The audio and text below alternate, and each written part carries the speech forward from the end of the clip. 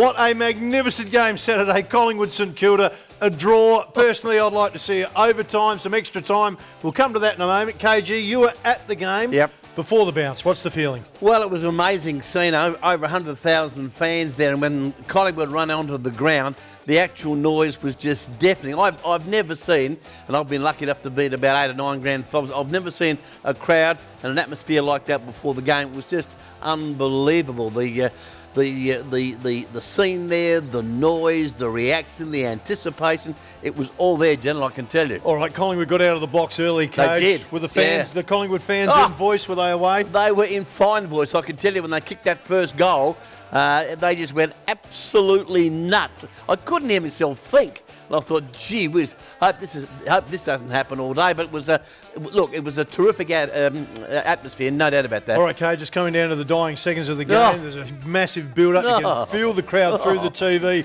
willing something to happen. Siren goes, it's a draw. The reaction then? Well, it was unbelievable. In all the games that I've seen and been to, it was an eerie atmosphere. People were just stunned. They didn't know what to do, what to say. It was just over 100,000 people there, General, and you could have heard a pin drop. It was just an unbelievable atmosphere.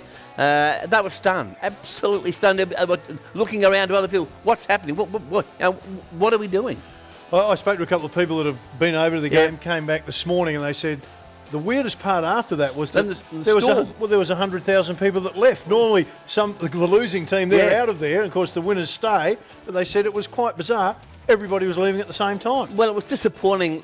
Like the Norm Smith medal was presented to Lenny Hayes. He got the medal. There wasn't the normal reaction of seeing kids, present the winning team with their medals. It was just a strange atmosphere. And look, I'm totally against replaying the game. I know they were the rules, and everybody knew the rules before the game, so there's no complaint. But I think the AFL need to sit down in the cold hard light of day and say, no, grand final day, we have to have a result. All right, for mine, Cage, I'd like to see 2 extra 10-minute periods. That way, if there's a wind advantage, a bit long, 10 minutes, I reckon. Crowd, you'd like something less, would you? Yeah, I'd like 2 5-minute halves. Where they change ends and the side that scores the most wins the grand final. Because it's grand final day, and you want a result. Look, it's a financial bonanza to the AFL. Yes. There's no question about that. They would be loving it. But I just think now, come next weekend, it's an anticlimax. It's not grand final day. Grand final day, we had the motorcade, we had all sorts of things happening, and to me, it's just not grand final day. I agree with you, Cage. It's flat. 1948, of course, there was a draw. 1977, there was a draw. Now 2010. Surely it is time to have a look at the rules. Now, a couple of points to ponder on this. Yeah. What if it had been West Coast playing? Yeah, exactly. So it's fine, it's worked out because of the 2 Victorian teams. Correct. But if it was West Coast, they had to fly home, then fly back. What an enormous advantage for the team if they were playing Collingwood or St Kilda. That's a glaring reason why there should not be a replay, because if there is a side from WA or a side from Brisbane in the grand final, they've got to get on a kite, go back to Brisbane or WA, then fly over to the MCG at the end of the week.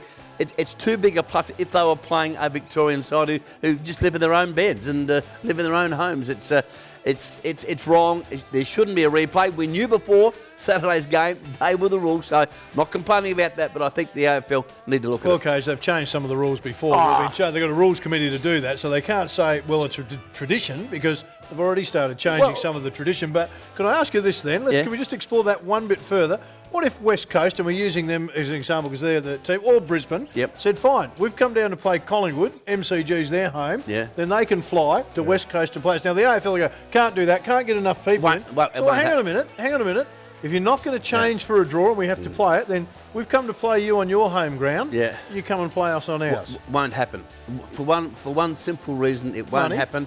The crowd, there'd only be 30 or 40,000 people see the grand final. They'd be kicked in the bum financially. Simply wouldn't happen. So I know where you're coming from. So it's a money-based decision. Well, it is. It is. Plus the fact that, as was the case Saturday, over 100,000 people were able to get in and see the game. If they had it at the Gabba or at Subi, you only get 35,000. I've got no problem with the first ones there, but then if you want to have the next one, but it won't happen. Then the only reason you're having it at the MCG now is based on money. Well, there's two reasons. Because the crowd already got into their grand final. Yeah. Now let's not punish the same team twice. No, there are two reasons: financial reasons, and only 35 or 40,000 people would be able to see the replay of the grand final. So that won't happen. Well, Look, you've answered the question then, Cage. Yeah. They're not going to change the rule because there'll be a nice little windfall for them in this. They may change that. Look, it depends on how the clubs sort of feel about it now, and what their reaction is, and what happens next Saturday at the MCG. What is the atmosphere like? What's the feeling like? I think they will, in time, sit down and have a look at it. Whether they decide to change it is another issue, but I think it certainly now needs to be revisited. I wouldn't want to see this, Cage, but you know what I think they'd rather do? What's that? Have a best-of-3 series. Well, yeah. Then you're going to have it, if it's a draw, then you have Best of another one, three, best no. of 3. See, So everyone's going to turn up for the first one, then that will depend what happens after that. I'm a traditionalist. I just feel there's a huge build-up to the last Saturday in September, or to grand final day. We have the motorcade, we have Federation Square, we have all these sorts of celebrations going on. Grand final day should be just it. Grand final day, and a result should happen. All right, on that just quickly day. before we go, Norwood, magnificent to come super. back over the Eagles, 3-quarter time. Solder kicks a goal early to start the third quarter, down by 35 points. Bass has got the boys to come back and win it on the last kick.